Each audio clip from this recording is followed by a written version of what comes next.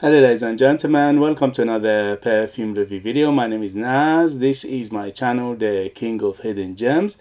I try to bring to your attention fragrances are usually very good value for money. They smell good, they're usually on the radar, not many people talk about them. I think at least you should do your research, try them for yourself and see if they're any good to you.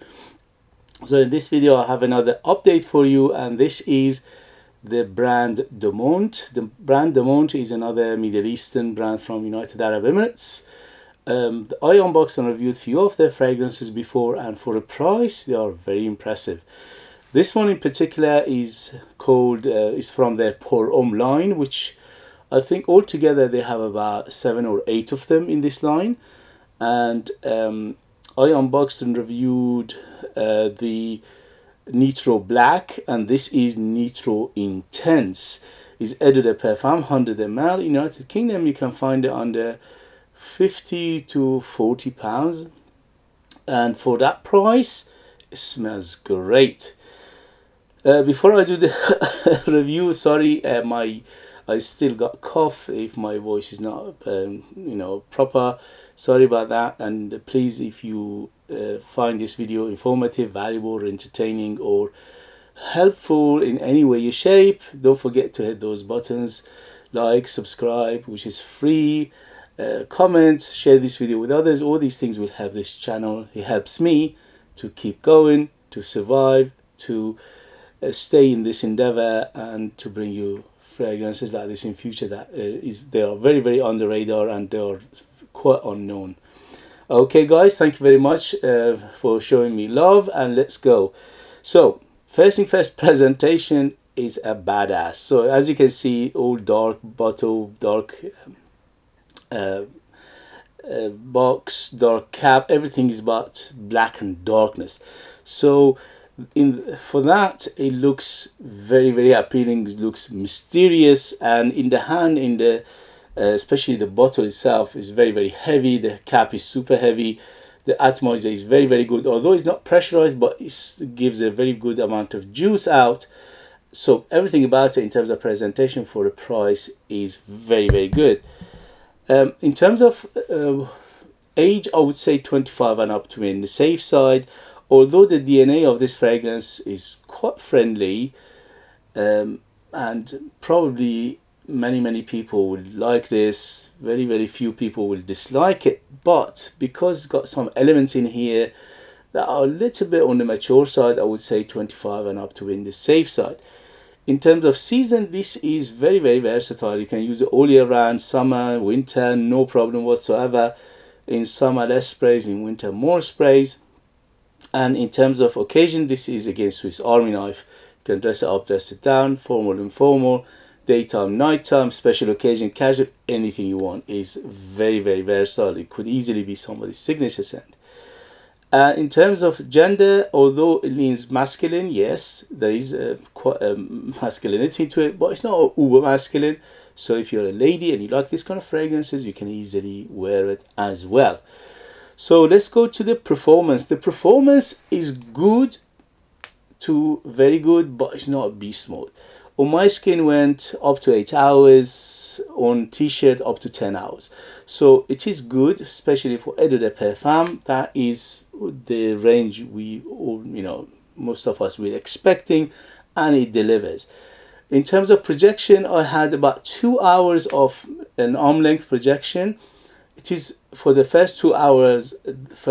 This perfume is super loud, so super loud, very loud. There's a room filler, house filler, the other side of the road filler. So you don't need many sprays of it. I put 5 sprays of it on me, and I could smell it all day. But if you want to go outside and people smell you from the other side of the road, probably you need to go up to 10 sprays of it to, get the attention or compliments if you're into these things. So in terms of projection, again, very, very good, especially for the first 2 hours, and after that slowly subside, but it never goes away. You always have a good bubble, good cloud, and a good trail behind you. So I would say it's not a beast mode, but it's a very, very good performer. In terms of the value for money, this smells very close to the original Creed Aventus early years. So when the Creed Aventus was an OG, it was the the one that everybody almost loved and praised. This reminds you of that particular perfume from the early years of Creed Aventus, which 2010, 2011, maybe even 2012. So if you are missing Creed Aventus early years, this will satisfy your craving. If you like it to be modern, like Creed Aventus Absolute, it will satisfy your craving as well. Although it is not 100% in both these camps, or either or both these camps. So it's not 100% of Creed Aventus the original, the OG. It's not 100% Creed Aventus Absolute. It's like in between these two, or a mixture of the two, which again is very, very good, because Creed Aventus Absolute is £400. Creed Aventus, if you want to go and buy today, is about £300, but unfortunately it's completely dead. It doesn't perform, it doesn't smell like the original Creed Aventus. So this will be a super good fragrance to replace those two if you are after this kind of fragrances. So for me, because it's got element of the both, especially I love DNA of Creed Aventus. This is not a secret, many of you will know that, because I have more than 50 Creed Aventus DNA or clone or copy or inspired fragrances in my collection. The reason I have those because I love the Creed Aventus DNA. And the good thing about them, majority of them, they have their own personality, their own twist. So each of them have some similarities. Yes, obviously they're all inspired to be Creed Aventus, the OG, but they, in the meantime, they have something to differentiate them from each other, and that makes it very, very interesting, at least to me, for my taste, my age, for my experience. So this one, it will definitely satisfy my craving for the original DNA of Creed Aventus early years, which was the OG. Everybody was after it. And for that, for the price, for the smell, for the performance, for the quality is very, very good in here. Although you expect some synthetic elements for the price points, obviously, but they done a very, very good job of mixing it in a way, blending it in a way that, and using good ingredients to making it in a way that it doesn't smell synthetic, to at least to my nose. Okay, so let's go for the smell itself. Sorry, I have still got the cough. Sorry if I'm coughing in between the talking. So when it opens up massive, super juicy, fruity. Okay, so this is a juice and more juice, fruits and more fruits. Most notably is the pineapple. Pineapple is by far the biggest player here. After pineapple is the blackcurrant. Above the blackcurrant is the citruses. I say citruses because I smell more than just bergamot, because in the note breakdown it's mentioning bergamot, which is there, but I smell something zesty, like orange, like mandarin, maybe even. So maybe even a grapefruit in here. So very, very zesty, very sparkly. When it opens up, it smells like Coca-Cola to me. Very, very sparkly, very zesty, very fruity, sweet. The sweetness in the beginning, from 0 to 10, 10 being the sweetest, is around 6 to 7. Later on, it subsides a hint, but it doesn't go away. So it just subsides a little bit in the dry down, but it's still there till the end. So you need to like your sweet fragrances, because especially that opening, which is very, very fruity and sweet, plus the vanilla and tonka bean in here, making it quite sweet. So you need to like your sweet fragrances. So in the dry down, the fruits, the amazing thing about this fragrance is the fruits never go away. They subside, yes, they subside substantially, but they're always there. And then you have the other elements like the spices, the leather, the oak moss, the florals, and the woods and everything, especially the birch will come up, and it becomes woodier, it becomes leatherier, it becomes a little bit darker, not too much. This overall between 0 to 10, 10 being the darkest fragrance ever made, which is Encre Noir by Lalique. This, if is that one is 10, this is around 5 to 6. So it's not a super dark, but it is in the middle of the road darkness in here. And also there are some incense in here to give it that smokiness plus the birch. The incense and the birch in here making it very quite smoky. Not too much smokiness. Again, it's not one of those Creed Aventus batches that are super smoky. No, this is middle of the road. Is it smoky? Yes. It is fruity? Yes. And it's very, very well balanced in here. So you have all these elements coming up later on when it drives down. Becomes a little bit smokier, a little bit woodier, birchier, oak mossier, leathery, and still you got those other elements like the florals, the aromatics. There's a big lavender in here as well, making it very, very aromatic and making it more interesting. So there are so many facets to this fragrance, which is amazing. Again, for the price, it's like multifaceted, it's complex, and it changes and it develops and it just morphs and gives you different dimension every time you smell it, which is very, very good. So let me read you the ingredients and we'll take it from there. So the ingredients are copycat to Creed Aventus the OG and some of the Creed Aventus Absolute in here, plus one or two other notes to making it a little bit more interesting and giving it a different character, their own DNA in here. One of them is cognac. So there is a booziness when it opens up, not too much. It's just, again, in the middle of the road booziness. So you feel some booziness in here with the vanilla and the spices and the cinnamon in here, giving it that boozy aspect. And also the other thing it will differentiate this from the Creed Aventus the OG and Creed Aventus Absolute is the tonka bean. So they added tonka bean in here to make it a little bit nutty, a little bit earthier, and also a little bit sweeter.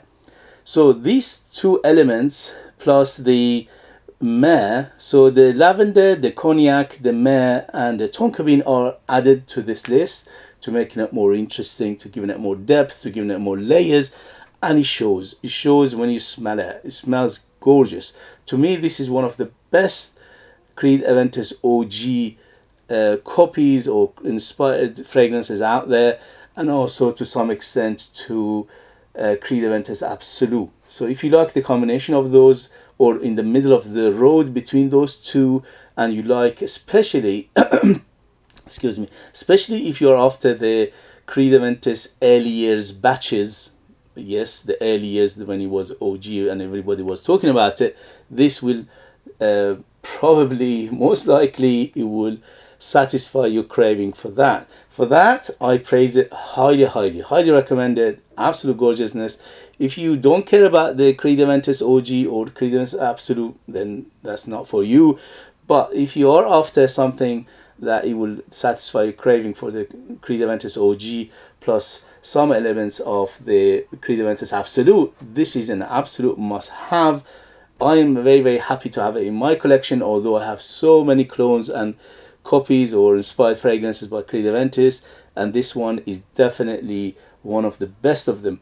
So there are so many good note breakdowns in here, so I'm going to quickly tell you about it and then we take it from there.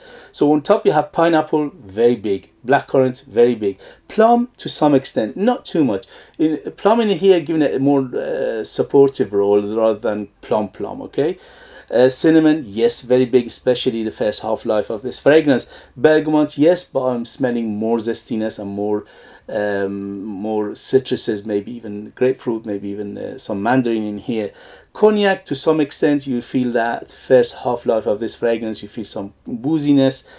The birch, yes, the birch from the beginning to the end is always there. In the beginning is not too pronounced, but by the time goes on, the birch gets more and more pronounced, which get a little bit more smokier as well.